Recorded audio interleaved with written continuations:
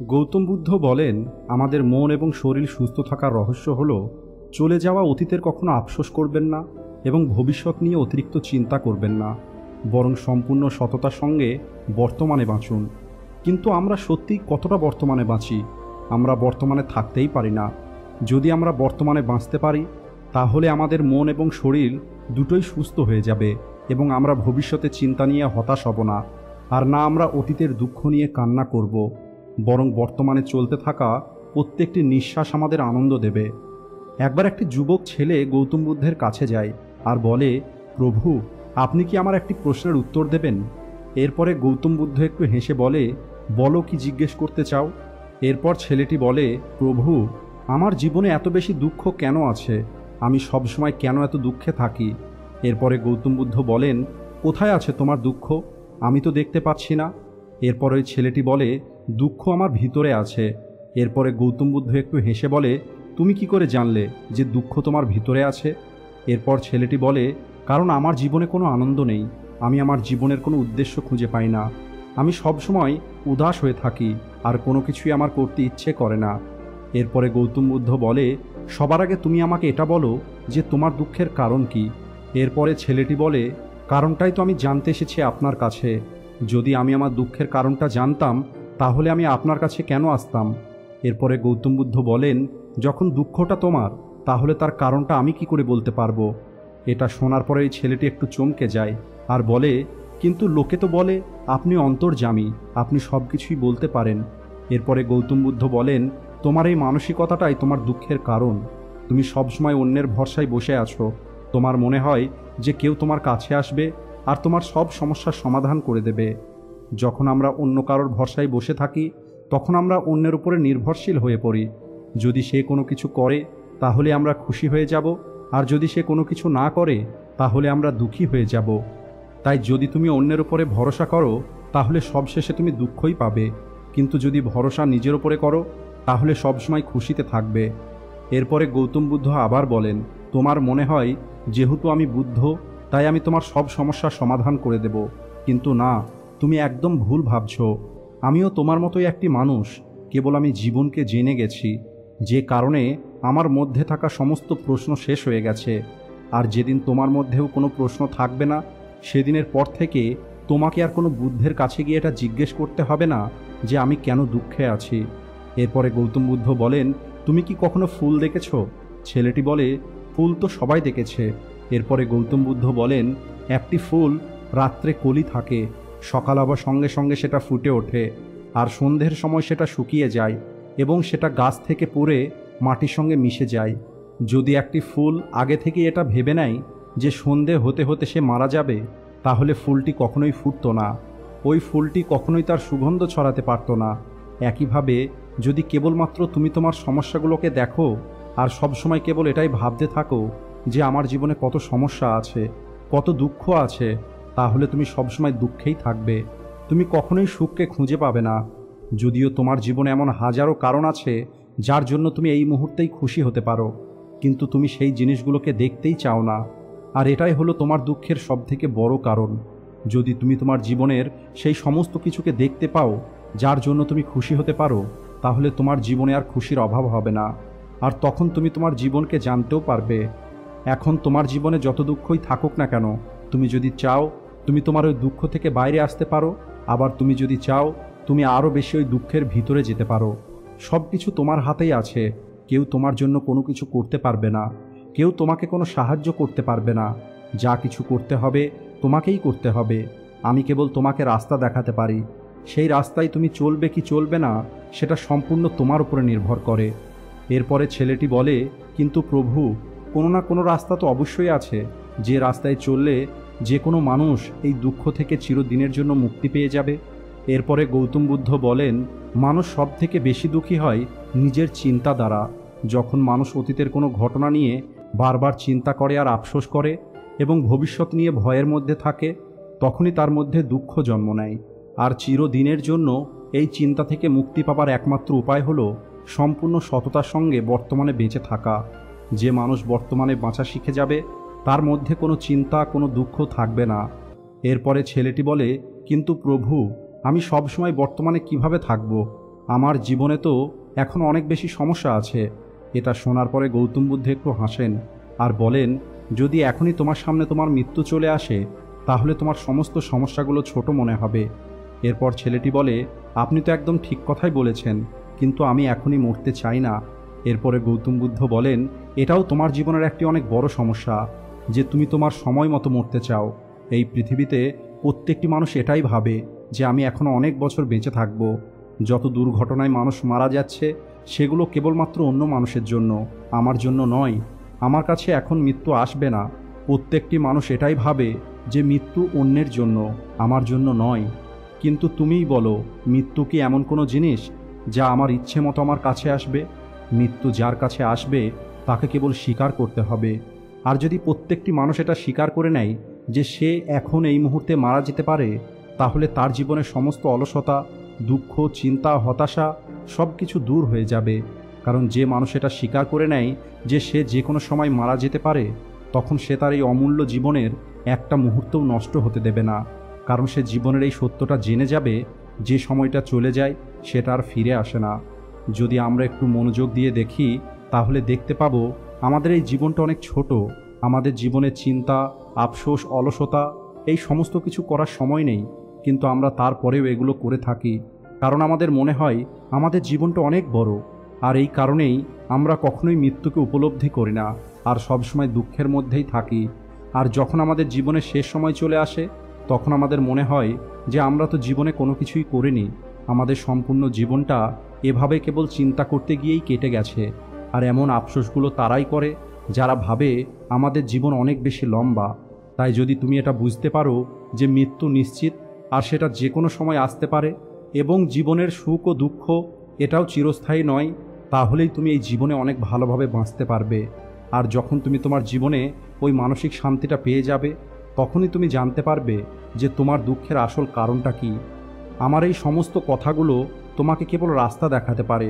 যদি তুমি এটা ভেবে থাকো যে আমার এই কথাগুলোর মাধ্যমে তোমার দুঃখটা শেষ হয়ে যাবে, তাহলে এটা সম্ভব নয়। আমি কেবল তোমাকে রাস্তা দেখাতে পারি, সেই রাস্তায় তোমাকেই চলতে হবে। আমরাও আমাদের জীবনে অনেক বড় একটা ভুল করে থাকি। আমরা জানি অনেক কিছু, বুঝি অনেক কিছু, কিন্তু সেই সমস্ত কিছুকে আমরা আমাদের জীবনে ব্যবহার করতে পারি না। আর এটাই হলো সবথেকে বড় কারণ আমাদের জীবনে পরিবর্তন না আসার। তাই যদি আপনি আপনার জীবনে পরিবর্তন আনতে চান, তাহলে আমাদের চারপাশে সেই সমস্ত কারণগুলোকে দেখা শুরু করতে হবে যে কারণে আমরা খুশি হতে পারি। আমাদের জীবনে সবসময় খুশিকে দেখতে হবে। অন্যদিকে বেশিরভাগ মানুষ তাদের জীবনের সমস্যাগুলোর দিকে বেশি মনোযোগ দেয়। তারা সেই সমস্ত কিছুকে দেখতেই পায় না যা তাদের কাছে আছে। প্রত্যেকটি মানুষের কাছে এমন কোনো না কোনো কিছু অবশ্যই আছে যা পাওয়াটা অন্য মানুষের কাছে স্বপ্ন।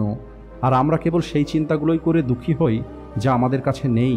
তাই আমরা যদি খুশিতে থাকতে চাই, তাহলে আমাদের আজ থেকে সেই সমস্ত কিছুকে দেখতে হবে যা আমাদের কাছে আছে, যা আমাদেরকে খুশি দেয়।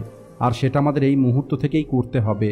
আর যখন আমরা আমাদের জীবনে সুখকে দেখা শুরু করব, তাহলে আমরা দেখতে পাবো আমাদের জীবনে কেবল দুঃখই নেই, অনেক সুখও আছে।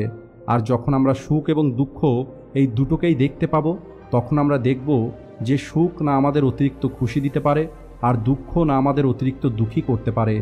আর তখন আমরা সুখ এবং দুঃখ থেকে উপরে উঠে এটা অনুভব করতে পারবো যে জীবনের আসল অর্থটা কী। একবার একটি রাজ্যের রাজা একটি বৌদ্ধ সন্ন্যাসীকে নিজের মহলে ডাকেন আর ওনাকে বলেন, যদি আমি আপনার কাছে থেকে কোনো কিছু চাই, তাহলে আপনি কি সেটা আমাকে দেবেন? তখন ওই বৌদ্ধ সন্ন্যাসী বলে, অবশ্যই দেব, বলুন আপনার কি চাই। এরপর ওই রাজা বলে, আপনার হাতে ভিক্ষা করার যে পাত্রটা আছে, ওই পাত্রটা কি আমাকে দিতে পারবেন?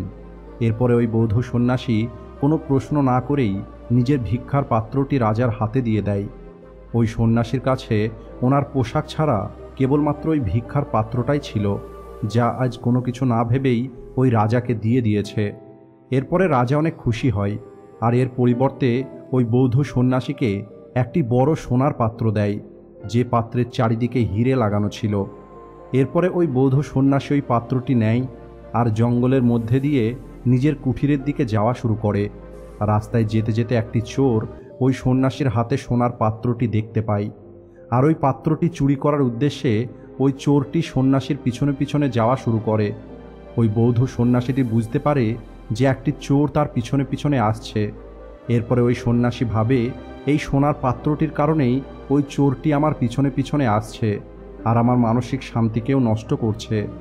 এছাড়া ওই চোরটিকে এই পাত্রটা চুরি করার জন্য অনেক পরিশ্রম করতে হবে, আর এই কারণেই এই পাত্রটিকে ওই চোরটিকে দিয়ে দেওয়াই ভালো হবে। এরপরে যখন ওই সন্ন্যাসী কুঠিরের কাছে গিয়ে পৌঁছায়, সন্ন্যাসী ওই পাত্রটিকে কুঠিরের বাইরেই ফেলে দেয় আর নিজে ওই কুঠিরের ভিতরে ঢুকে পড়ে। চোরটি একটি গাছের পিছনে লুকিয়ে এই সব কিছু দেখছিল। চোরটি যখন দেখতে পায় যে ওই সন্ন্যাসী একটি সোনার পাত্রকে কুঠিরের বাইরে ফেলে দিয়েছে, তখন ওই চোরটি ভাবে নিশ্চয়ই ওই কুঠিরের ভিতরে এই সোনার পাত্রের থেকে অনেক মূল্যবান কোনো সম্পদ আছে। এই কারণেই ওই সন্ন্যাসী সোনার পাত্রটিকে ফেলে দিয়েছে। এটা ভেবেই ওই চোরটি কুঠিরের ভিতরে যায়। কুঠিরের ভিতরে গিয়ে দেখে ওই সন্ন্যাসী ধ্যান করছিল। চোরটি চুপচাপ কুঠিরের ভিতরে এসে কুঠিরের চারিদিকে খোঁজা শুরু করে, কিন্তু ওই কুঠির একদম খালি ছিল। চারিদিকে খোঁজার পরেও কোনো কিছুই পায়নি। এটা দেখে ওই চোরটি আরও বেশি অবাক হয় আর ভাবে, যখন এই সন্ন্যাসীর কাছে কোনো কিছুই নেই, তাহলে এই সন্ন্যাসী ওই মূল্যবান সোনার পাত্রটিকে কুঠিরের বাইরে কেন ফেলে দিয়েছে। এরপর চোরটি নিজেকে বলে, তাতে আমার কি, ওই সাধুর কাছে কিছু থাক বা না থাক সেটা ভেবে আমার কী লাভ, আমি তো ওই পাত্রটি নিয়ে এখন বাড়ি চলে যাব। এরপরে চোরটি কুঠিরের বাইরে এসে পাত্রটিকে নিতে যাবে, তখনই তার মনে একটি প্রশ্ন আসে যে ওই সন্ন্যাসীর কাছে এমন কি আছে যার কারণে সে এই সোনার পাত্রটাকে ফেলে দিয়েছে, আর কোনো রকমের আফসোস না করেই চুপচাপ কুঠিরে বসে আছে। চোরটির মনে এই প্রশ্নের উত্তর জানার অনেক ইচ্ছে জেগে ওঠে। এরপরে চোরটি আবার কুঠিরের ভিতরে যায় আর ভিতরে গিয়ে সন্ন্যাসীর সামনে বসে পড়ে আর ওই সন্ন্যাসীর ধ্যান ভাঙার অপেক্ষা করতে থাকে। কিছুক্ষণ পর ওই সন্ন্যাসী নিজের চোখ খোলে আর চোরটিকে নিজের সামনে বসে থাকতে দেখতে পায়। ওই সন্ন্যাসী চোরটিকে দেখে একটু হাসে আর বলে, তুমি চলে এসেছো? এরপরে চোরটি বলে, বাবা, আমি সারা রাস্তা আপনার পিছনে পিছনে এসেছি আপনার কাছে থেকে ওই মূল্যবান পাত্রটি চুরি করার জন্য, কিন্তু আমি আপনার কাছে কেবলমাত্র একটা কথাই জানতে চাই, আপনার কাছে তো কোনো কিছুই নেই, তারপরেও আপনি ওই সোনার পাত্রটিকে কেন কুঠিরের বাইরে ফেলে দিলেন? আপনার কাছে এমন কি সম্পদ আছে যা ওই পাত্রটা থেকেও মূল্যবান? এটা শোনার পরে ওই সন্ন্যাসী একটু হাসে আর বলে, আমার কাছে এমন একটি সম্পদ আছে যা তুমি দেখতে পাবে না। এরপরে চোর বলে, কি এমন সম্পদ যা দেখা যাবে না? এরপরে ওই সন্ন্যাসী আবার বলে, আমার কাছে ধ্যানের সম্পদ আছে, যার সামনে পৃথিবীর সমস্ত সম্পদ কম মনে হয়। এটা শোনার পরে ওই চোরটি সন্ন্যাসীর পা জড়িয়ে ধরে আর বলে, যদি সম্ভব হয় আপনি আমাকে ক্ষমা করে দিন, আমি একজন চোর আর আমি আপনার কাছেও চুরি করতেই এসেছিলাম, কিন্তু আপনি তো একজন সন্ন্যাসী মানুষ, আপনার কাছে থেকে আমার কোনো কিছুই চাই না, আপনি কি আপনার ওই ধ্যানের সম্পদ থেকে আমাকে ছোট্ট একটি অংশ দিতে পারবেন, যাতে আমিও আমার মনে শান্তি পেতে পারি?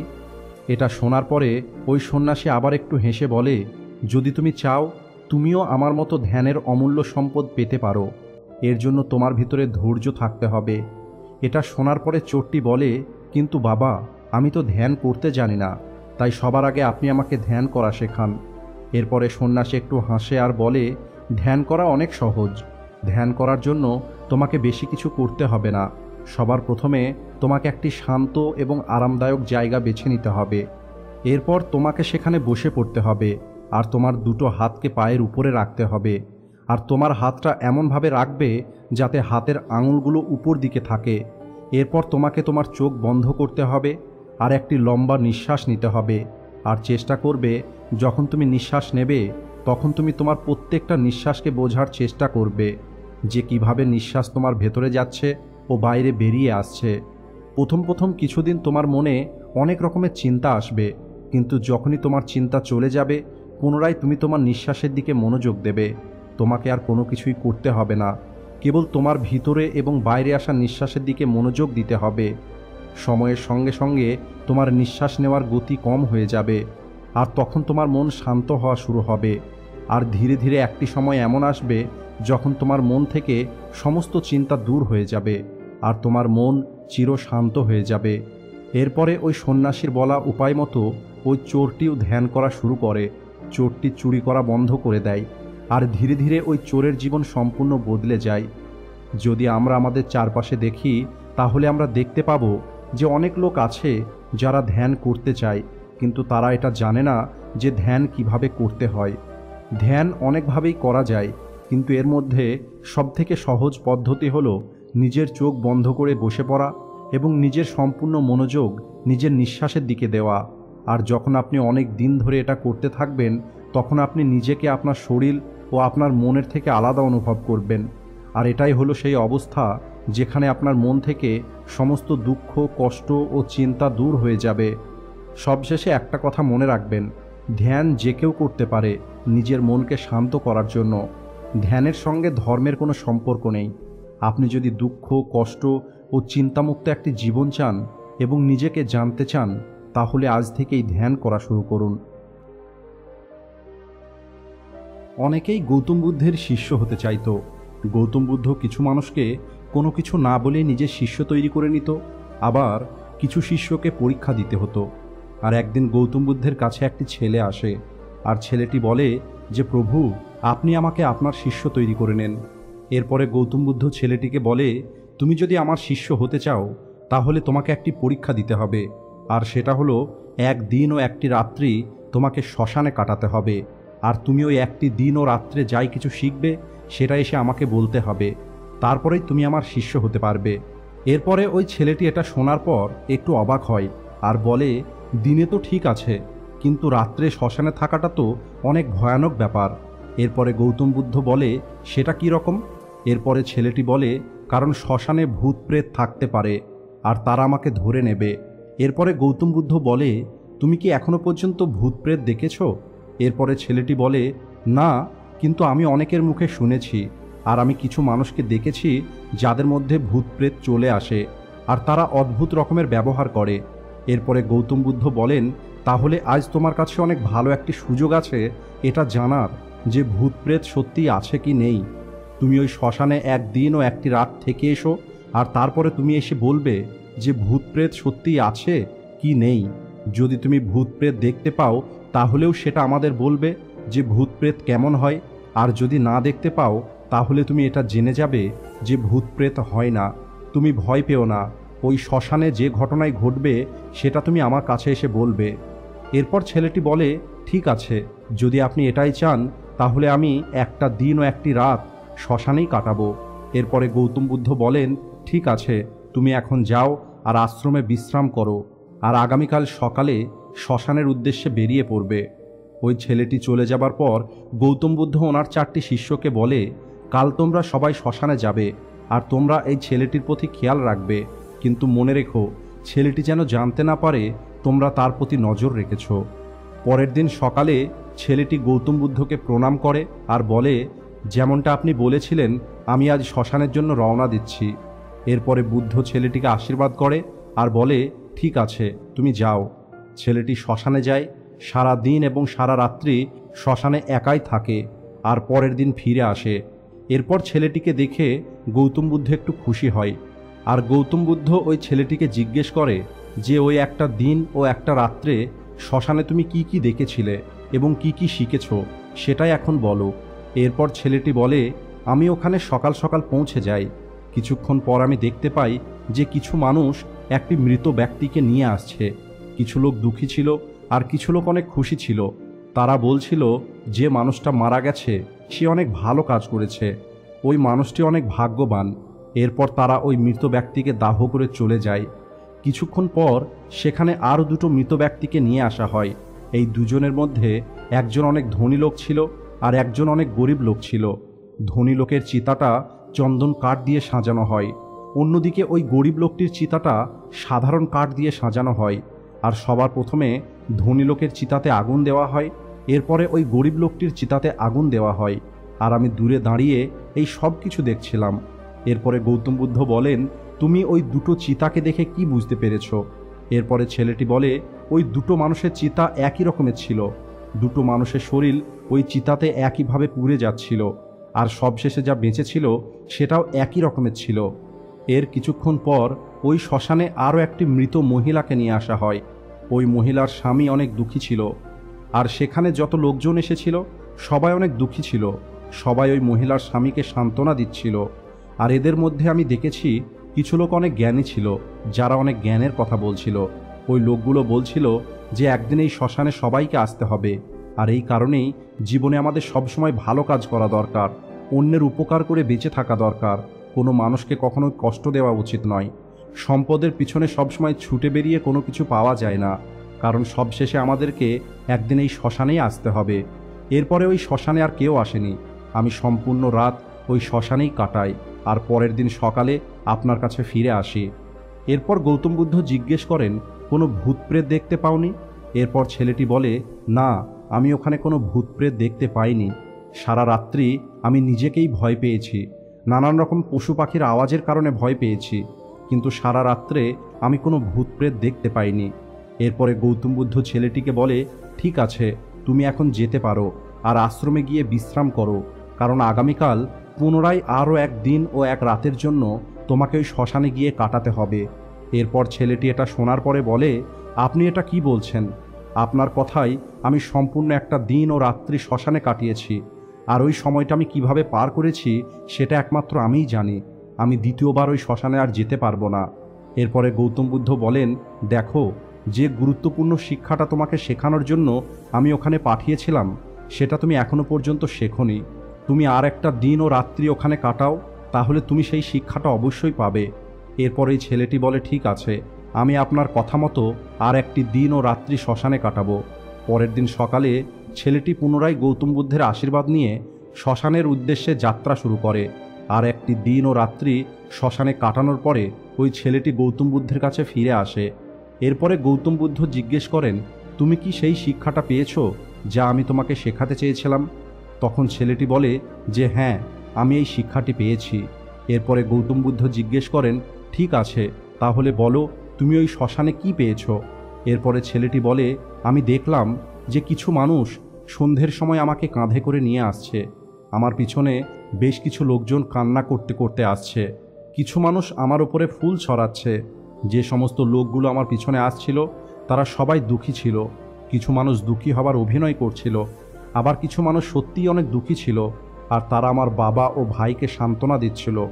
আমার ভাইকে সবাই বলছিল যে এখন থেকে তুমি তোমার বাবার সমস্ত কিছুর উত্তরাধিকারী।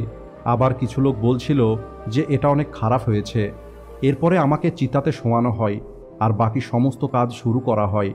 আমি এই সমস্ত কিছু ওই চিতাতে শুয়েই দেখছিলাম। আমি চিতা থেকে উঠতে চাইছিলাম, কিন্তু আমি উঠতে পারছিলাম না। আমি নিঃশ্বাস নিতে চাইছিলাম, কিন্তু আমি নিতে পারছিলাম না, কারণ আমার ভিতরে কোনো নিঃশ্বাস ছিল না।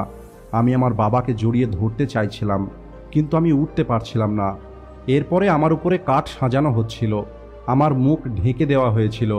এরপর আমি গরম অনুভব করি। এরপর আমি দেখি যে আমাকে জ্বালিয়ে দেওয়া হচ্ছে, আর আমি সম্পূর্ণ রাত নিজেকে এভাবেই জ্বলতে দেখেছি। আমি দেখেছি সবশেষে আমার কিছু ছাই অবশিষ্ট রয়েছে। ওই রাত্রে না আমি ভয় পেয়েছি, আর না আমার মাথায় অন্য কোনো চিন্তা ছিল। আর সকাল হবার সঙ্গে সঙ্গে আমি আপনার কাছে চলে এসেছি। এরপরে গৌতম বুদ্ধ একটু হাসেন আর বলেন, এখন তুমি আমার শিষ্য হতে পারো। আর বাস্তবে ধ্যান ও জ্ঞান অর্জন করার জন্য ধ্যানের বীজকে নিজের মধ্যে রোপণ করা অনেক প্রয়োজন। ওই বীজ তুমি কাল রাতেই পেয়ে গেছো, যখন তুমি জানতে পেরেছো যে এই পৃথিবীর সব কিছু মূল্যহীন। এই পৃথিবীর মানুষ শ্মশানে যাবার পরে এটা তো দেখে নেয় যে এখানে সবাইকে আসতে হবে, কিন্তু যখনই তারা শ্মশান থেকে ফিরে আসে তারা সব কিছু ভুলে যায়, আর নিজের জীবনে ঠিক তেমনভাবেই বাঁচে, তেমনই কাজ করে যেমনটা আজ পর্যন্ত করেছে। এরা শ্মশানে যাবার পরে সবাই যেন ধার্মিক হয়ে যায়। প্রথমবার যখন তুমি শ্মশানে গেছিলে তখন তুমিও আর 5টা মানুষের মতোই ছিলে, যেমনটা ওখানে বাকি সমস্ত মানুষ আসে। আর দ্বিতীয়বার যখন তুমি শ্মশানে গেছিলে আর আজ তুমি ফিরে এসেছো, এখন তোমার ভিতরে জ্ঞানের জন্ম হয়েছে। আমরা ততদিন পর্যন্ত জীবনকে বুঝতে পারবো না যতদিন না আমরা মৃত্যুকে বুঝতে পারবো। যে মানুষ অসুস্থ কেবল সেই জানে সুস্থ থাকার মূল্য কত।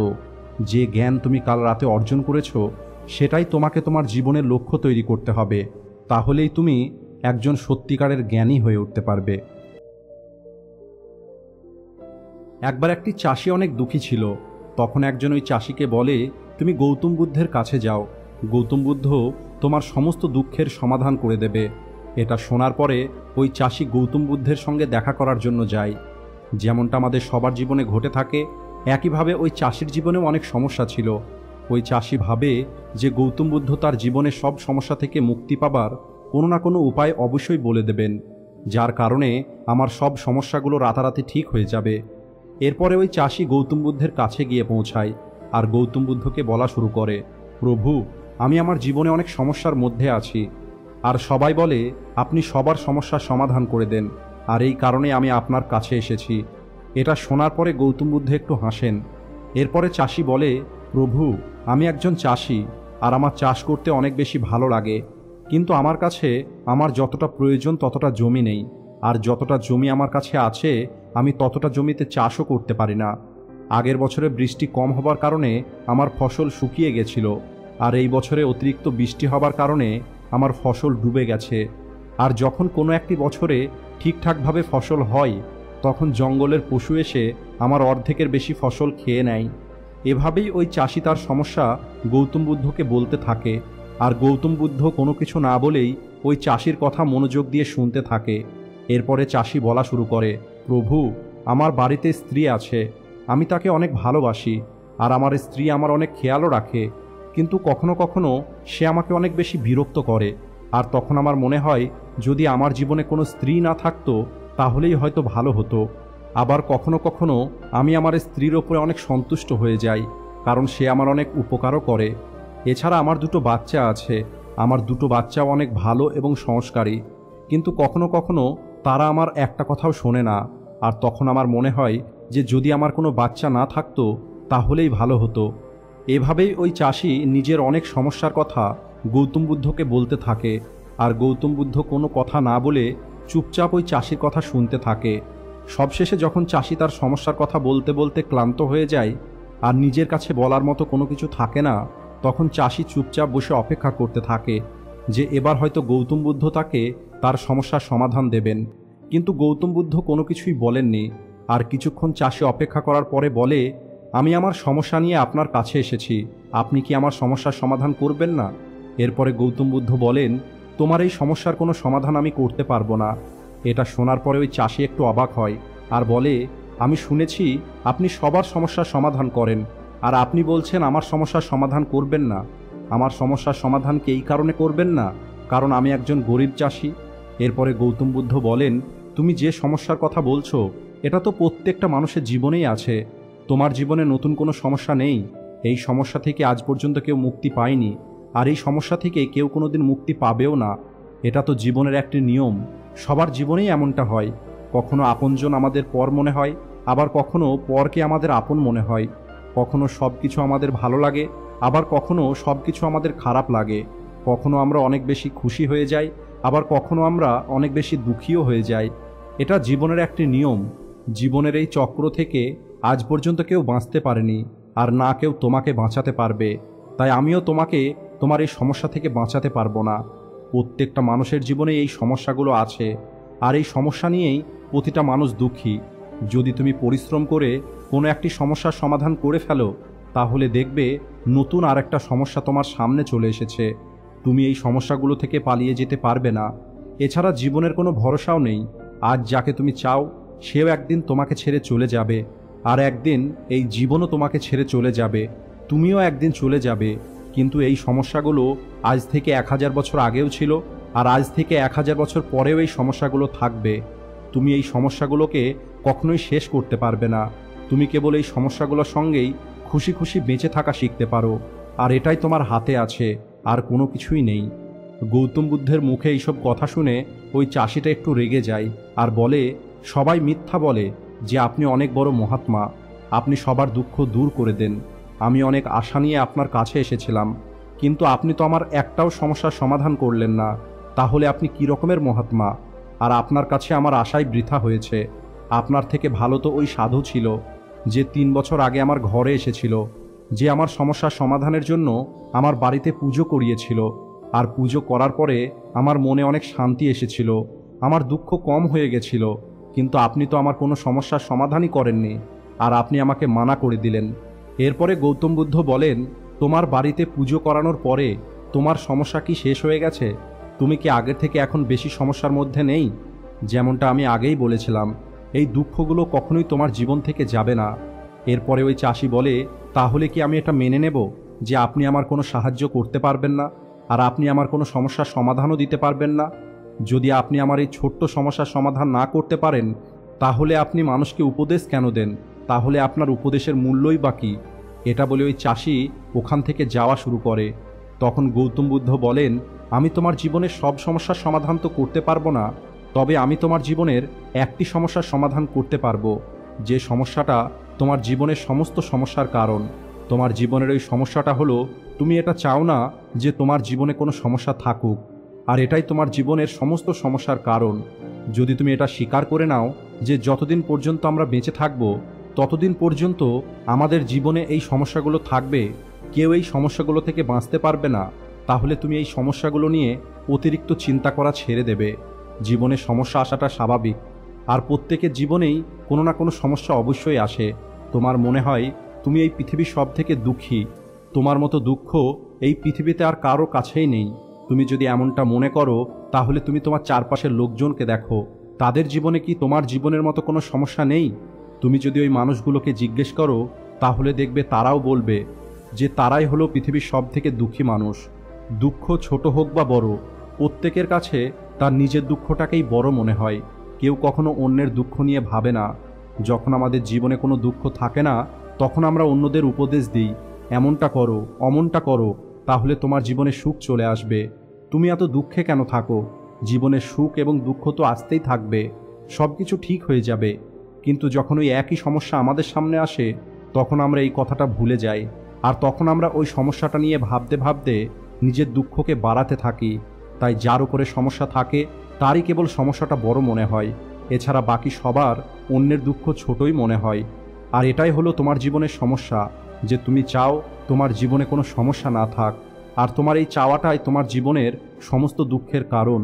যদি তুমি তোমার জীবনকে ভালোভাবে দেখো এবং বোঝার চেষ্টা করো, তাহলে দেখবে জীবন সুখ এবং দুঃখে পূর্ণ থাকে, আর তুমি এটাকে পরিবর্তন করতে পারবে না, কারণ জীবনের বাইরের পরিস্থিতিটা তোমার নিয়ন্ত্রণে থাকবে না। যদি তুমি এটা ভাবো যে তোমার জীবনে কেবল সুখ থাকবে, তাহলে এটা সম্ভব নয়। আর যদি তোমার মনে হয় যে তোমার জীবনে কেবল দুঃখই আছে, তাহলে এটাও সত্যি নয়। কিন্তু যদি তুমি এটা চাও যে তুমি সুখ এবং দুঃখ এই দুটোর উপরে উঠতে, তাহলে এটা সম্ভব। আমরা আমাদের জীবনে সুখ এবং দুঃখকে আশা থেকে আটকাতে পারবো না, কিন্তু এই সুখ এবং দুঃখ আমাদের উপর যাতে কোনো প্রভাব না ফেলতে পারে, সেই ব্যবস্থাটা আমরা অবশ্যই করতে পারি। আমি তোমার জীবনের সব সমস্যার সমাধান তো করতে পারবো না, কিন্তু হ্যাঁ, তোমার জীবনের এই একটা সমস্যার সমাধান আমি করতে পারবো। তাই যদি তুমি চাও যে তোমার জীবনে কোনো সমস্যা না থাক, তাহলে তোমাকে একটা কথা স্বীকার করতে হবে, যে জীবনে সমস্যা অবশ্যই আসবে। আমাদের সমস্যা দেখে হতাশ হলে চলবে না। এটা শোনার পরে ওই চাষি গৌতম বুদ্ধের পা জড়িয়ে ধরে আর বলে, প্রভু, এই সামান্য কথাটা আমি আজ পর্যন্ত বুঝতে পারিনি। আপনি এই কথাগুলোকে কত সহজভাবে আমাকে বুঝিয়ে দিলেন, এর জন্য আমি আপনার কাছে চিরকৃতজ্ঞ থাকব। আর আমি আপনাকে কথা দিচ্ছি, আজকের পর আমি কখনোই সুখ এবং দুঃখ নিয়ে অতিরিক্ত চিন্তা করে আমি আমার জীবনকে নষ্ট করব না। এটা বলার পরে ওই চাষি গৌতম বুদ্ধকে প্রণাম করে আর সেখান থেকে চলে যায়। অনেকদিন আগের কথা, গৌতম বুদ্ধের 3টি শিষ্য গৌতম বুদ্ধের সঙ্গে দেখা করার জন্য যাচ্ছিল। আর গৌতম বুদ্ধের সঙ্গে দেখা করার জন্য তাদের অনেকটা দূর যেতে হবে। ওই 3টে শিষ্য হাঁটতে হাঁটতে ক্লান্ত হয়ে যায়। গরমের সময় ছিল, ওই 3টে শিষ্যের অনেক বেশি জল পিপাসা পায়, আর দূর দূর পর্যন্ত কোথাও জল দেখা যাচ্ছিল না। ওই 3জন তারপরেও সামনের দিকে আগাতে থাকে, আর হঠাৎ করেই তারা দূরে একটি নদী দেখতে পায়। আর ওই 3টে শিষ্য নিজের তৃষ্ণা মেটানোর জন্য নদীর দিকে যাওয়া শুরু করে। আর যখন তারা নদীর কাছে গিয়ে পৌঁছায়, তারা দেখে যে ওই নদীর মধ্যে একটি স্ত্রী জলে ডুবে যাচ্ছে। আর বৌদ্ধ ধর্মের মধ্যে যারা সন্ন্যাসী হয়, তাদের যে কোনো স্ত্রীকে স্পর্শ করা নিষেধ ছিল। আর এমন মুহূর্তে কি হতে পারে? ওই 3টি শিষ্যের মধ্যে 2জন বলে, আমাদের নিজের ধর্মই পালন করা উচিত। এই একটি স্ত্রীকে বাঁচাতে গিয়ে আমরা আমাদের এতদিনের তপস্যাকে নষ্ট করতে পারবো না। যদিও এই স্ত্রীটা মারাও যায়, তাহলেও কোনো কিছু হবে না, কিন্তু যদি আমরা ওই স্ত্রীকে বাঁচানোর চেষ্টা করি, তাহলে আমাদের এতদিনের তপস্যা নষ্ট হয়ে যাবে। আর তাই আমাদের জলপান করে এখান থেকে চলে যাওয়া দরকার। ওই শিষ্যদের মধ্যে 3য় যে শিষ্যটা ছিল, সে অনেক দয়াবান ছিল। ওই শিষ্যটি বলে যে আমার ধর্ম কি বলে সেটা আমি জানি। কিন্তু আমার মন এটা মানছে না যে কেউ আমার সামনে মারা যাচ্ছে আর আমি কেবলমাত্র সেটা দাঁড়িয়ে দাঁড়িয়ে দেখব। যদি আমার তপস্যা নষ্ট হয়ে যায় তারপরেও আমি ওই স্ত্রীকে অবশ্যই বাঁচাবো। এরপর তৃতীয় শিষ্যটি ওই স্ত্রীকে বাঁচানোর জন্য নদীতে লাফ দেয়। বেশ কিছুক্ষণ চেষ্টা করার পরে ওই স্ত্রীকে জলে ডোবা থেকে বাঁচিয়ে কাঁধে করে জলের বাইরে নিয়ে আসে। বাকি দুটি শিষ্য ওই তৃতীয় শিষ্যের অনেক বেশি মজা ওড়ায় আর বলে, তোমার ধর্ম নষ্ট হয়ে গেছে, এখন তুমি আমাদের সাথে থাকার যোগ্য নেই, তুমি আমাদের থেকে দূরে থাকো, তা না হলে তোমার স্পর্শে আমাদের ধর্মও নষ্ট হয়ে যাবে আর আমরা গৌতম বুদ্ধের কাছে গিয়ে তোমার নামে অবশ্যই অভিযোগ করব। ওই দুটো শিষ্যের কথা শুনে এই তৃতীয় শিষ্যটার অনেক বেশি খারাপ লাগে, কিন্তু তারপরেও এই তৃতীয় শিষ্যটি কোনো কথা বলেনি। এরপর বেশ কিছুক্ষণ হাঁটার পরে তারা গৌতম বুদ্ধের আশ্রমে গিয়ে পৌঁছায়। এরপর ওই দুটি শিষ্য গৌতম বুদ্ধকে রাস্তায় ঘটা সমস্ত ঘটনা খুলে বলে আর বলে, আমরা দুইজন ওকে আটকানোর অনেক চেষ্টা করেছিলাম, কিন্তু ও আমাদের কথা কোনোভাবেই শুনতে রাজি ছিল না। ওই স্ত্রীকে বাঁচিয়ে ও অনেক বড় অপরাধ করেছে আর এই কারণে ওর কঠোর শাস্তি পাওয়া উচিত। গৌতম বুদ্ধ দুইজনের কথা অনেক মনোযোগ দিয়ে শুনছিলেন। এরপর দুজনকেই গৌতম বুদ্ধ কাছে ডেকে জিজ্ঞেস করেন, ওই শিষ্যটির ওই স্ত্রীকে বাঁচাতে কতটা সময় লেগেছে? তখন দুটো শিষ্যই একসঙ্গে উত্তর দেয়, 30 মিনিট সময় লেগেছে। এরপরে গৌতম বুদ্ধ আবার জিজ্ঞেস করেন, ওই ঘটনার পরে তোমাদের আশ্রম পর্যন্ত আসতে কতটা সময় লেগেছে?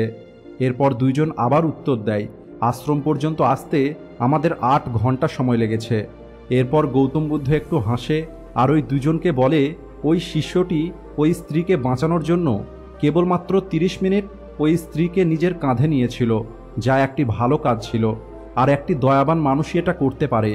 আর তোমরা দুইজন তো প্রায় 8 ঘন্টা থেকে ওই স্ত্রীকে নিজের মনের মধ্যে নিয়ে চলছো, সেটাও কেবলমাত্র এই কারণে যাতে তোমরা এখানে এসে ওই শিষ্যের নামে আমার কাছে অভিযোগ করতে পারো, যা একটি খারাপ কাজ আর এটি কেবলমাত্র নির্দয় মানুষই করতে পারে। আর এখন তোমরা দুইজন আমাকে বলো, তোমাদের মধ্যে সবথেকে বড় পাপী কে?